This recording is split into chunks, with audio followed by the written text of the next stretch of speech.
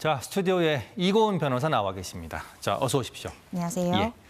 공수처가 오늘 대통령에 대해서 2차 강제 구인을 시도하려 했는데 오늘도 불발됐습니다. 대통령이 구치소로 바로 오지 않고 병원에 들렀기 때문인데, 자, 이 계획 공수처만 또 몰랐던가요? 아니면 윤 대통령 측의 사전 계획 또 전략이었을까요? 저는 윤 대통령 측은 아마 그 전날 변호인과 이제 사전에 이야기를 한 계획이었을 것으로 보여지고요. 예. 다만 공수처는 이 부분에 대해서 미처 확인을 하지 않았던 것 같습니다. 예. 저도 이 부분이 굉장히 의아한데, 구치소에 있는 이제 피의자를 강제 구인하기 위해서는 당연히 구치소에 연락을 해서 예. 피의자의 일정이 어떠한지를 확인을 하고 출발했었어야 될 것 같은데, 계속해서 9시까지 공수처가 있었다라는 것은, 심지어 그때 윤석열 대통령은 병원에 있었지 않습니까? 그렇죠. 예. 이 부분에 대해 사전 통지도 없었고, 이 공수처에서도 미리 확인을 하지 않아서 이런 불발이 일어난 것이 아닌가 싶은데요. 네.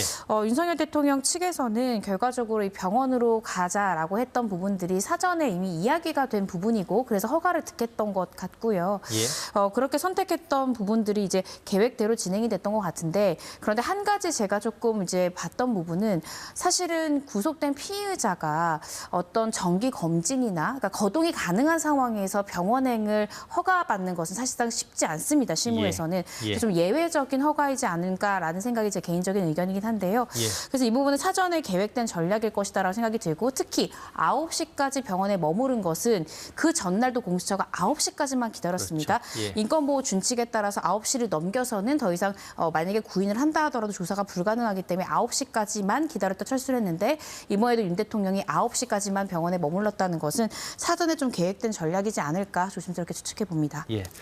자, 그런데 윤 대통령을 강제 구인해도 계속 조사를 거부하면 이게 과연 구인과 조사가 실효성이 있느냐, 이런 지적이 나오고 있는데, 공수처가 계속 대면 조사를 시도하려는 이유는 뭡니까?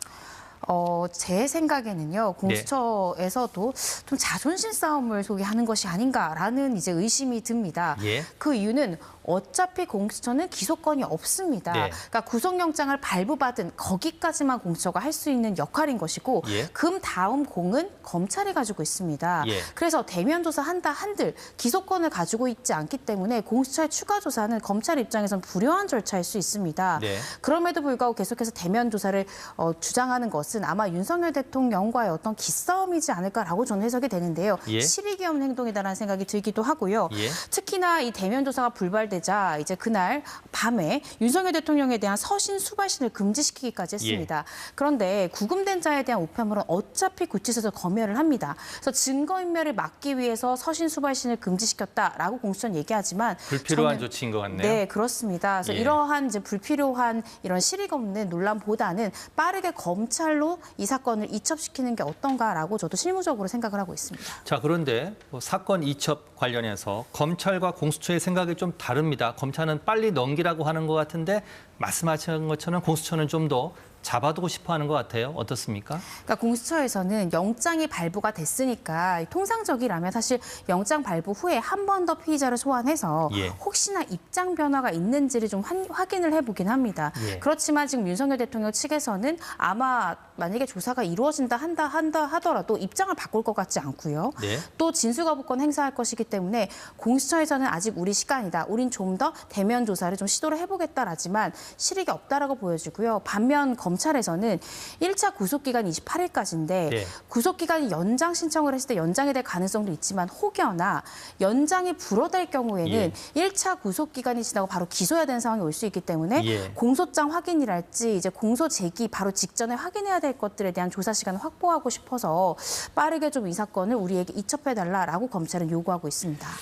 예, 알겠습니다. 자, 오늘 윤 대통령이 직접 출석한 탄핵 심판 상황 좀 살펴보겠습니다. 오늘 대통령 모습 보셨을 텐데 평소와 좀 다름없는 복장이었습니다. 어떻게 보셨습니까?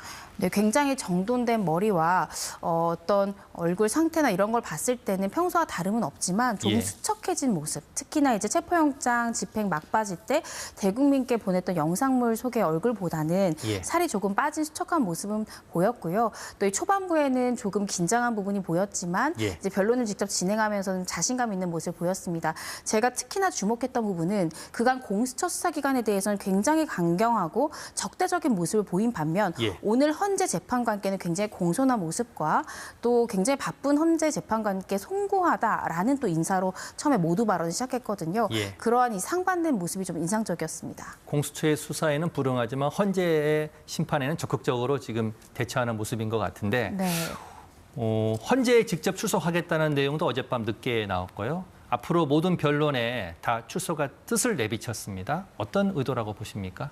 저는 전략상 굉장히 유리하다라는 생각이 듭니다. 일단 첫 예. 번째는 이번 주 목요일부터 김용현 전 장관에 대한 증인신문을 기점으로 계속해서 수많은 증인신문 기일들이 잡혀 있습니다. 예. 그런데 대부분의 증인들이 이번 계엄 사태와 관련된 증인이기도 하고 윤석열 대통령의 지휘 하에 있었던 부하 직원이기도 합니다. 예. 따라서 이 증인신문에 이 대통령 본인께서 직접 출석함으로써 증인에게는 상당한 심리적 압박감이 가할 수 있다라고도 보여지고요. 예. 좀 증인의 진술을 컨트롤할 수 있다라는 부분을 아마 공판검사도 단연간 해봤던 윤석열 대통령은 그 부분을 잘 알 것이라고 생각이 듭니다. 예. 그래서 전략적으로 본인이 직접 출석을 해서 증인신문 과정 중에 변호인이 미처 잡지 못하는 부분에 본인이 채울 수도 있고 예. 심적 압박감을 줄 수도 있다라는 점에서 전략적으로 유리할 것으로 보여지고요. 예. 두 번째는 결국에는 이제 가장 중요한 거는 이 탄핵 심판의 결과입니다. 그렇죠. 단심제고 3심제가 아니지 않습니까? 예. 180일 안에 무조건 결론이 나오기 때문에 헌재에서 유리한 결정을 얻는다면 윤석열 대통령에 대한 형사 재판도 굉장히 유리하게 끌고 갈 수 있습니다. 예. 그래서 헌재의 심리에 집중하고자 하는 이 전략적인 선택이지 않을까 싶습니다. 예.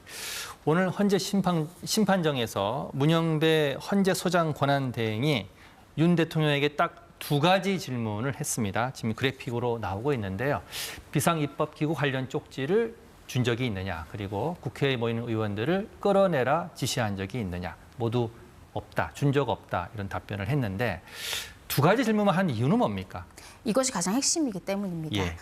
지금 국헌문란의 목적을 인정하려면 결국에는 이 국회 기능을 무력화시키고 이 비상입법기구를 통해서 입법기구를 장악하려 했느냐, 이 부분이 예. 가장 핵심이기 때문에 예. 이 계엄 해제 결의를 위해 국회에 모인 국회의원들을 끌어내라고 지시한 적이 있느냐, 즉 예. 비상계엄을 해제할 수 있는 권한을 가진 유일한 기구인 국회가 함께 소집하지 못하도록 방해한 적이 있냐, 이 핵심에 대해서 물었고요. 예. 또한 이 비상입법기구 관련한 쪽지를 건넸느냐, 이 부분은 결국에 이 국회의 정치의 자유 부분을 이제 무력화시키고 새로운 기구를 만들어서 입법기구를 장악하려 했느냐, 이 부분에 대한 핵심적인 두 가지의 질문을 직접 한 것으로 보여집니다. 예. 자, 그런데 비상입법기구 쪽지 관련해서는 지난 18일 영장심사에서 윤 대통령은 누가 쓴 거지 기억이 가물가물하다, 이렇게 얘기했는데, 자, 오늘은 최상목 권한대행에게 준 적이 없다, 이렇게 주장을 했습니다. 그런데 최 권한대행의 진술 지금 나오고 있는데 옆에 누군가가 내게 접해있는 자료를 하나 줬다, 직접 받았다, 이런 뉘앙스로 지금 얘기를 하고 있거든요. 이건 어떻게 좀 봐야 됩니까? 사실 최상목 권한대행 같은 경우에 아마 헌재 증인으로 출석해서 조만간 신문이 이루어질 것으로 보여지는데요. 네. 어떤 것이 사실인지는 이제 신문 기일을 통해서 명명백백하게 밝혀질 것으로 보여집니다. 네. 그렇지만 결국에 우리가 보자면 이 구속영장 발부 당시에 영장전담 판사도 한 가지의 질문, 이 비상입법기구에 대한 쪽지를 건네받은 적이 있느냐, 건네준 적이 있느냐라는 네. 걸 물었고 예. 오늘도 헌재재판관도 그 부분을 핵심적으로 물었습니다. 그러니까 지금 이 형사재판도 그렇고 헌재도 그렇고 그 부분이 핵심 쟁점으로 보고 있다는 걸 우리가 알 수 있고요. 예. 구속영장 실질심사 때는 윤석열 대통령께서 기억이 가물가물하다라고 진술했는데 영장이 발부됐습니다. 그렇죠. 그리고 나서 변호인과 접견을 했고 오늘 헌재 심리를 준비를 했죠. 네. 이 부분에 대해서 오늘은 단호하게 그런 적이 없다라고 답했습니다. 예. 그렇게 답하는 것이 결국 국헌문란 목적을 상실시킬 수 있다라는 점에 대해서 변호인과 전략회의를 했던 것이 아닌가 싶고요. 예. 이 부분에 대한 사실관계는 결국 이 최상목 권한대행의 증인신문에 달려있다, 이렇게 파악하고 있습니다. 조사나 수사를 통해서 네. 밝혀질 내용이군요. 자, 오늘 말씀은 여기까지 듣겠습니다. 이고은 변호사였습니다. 수고했습니다.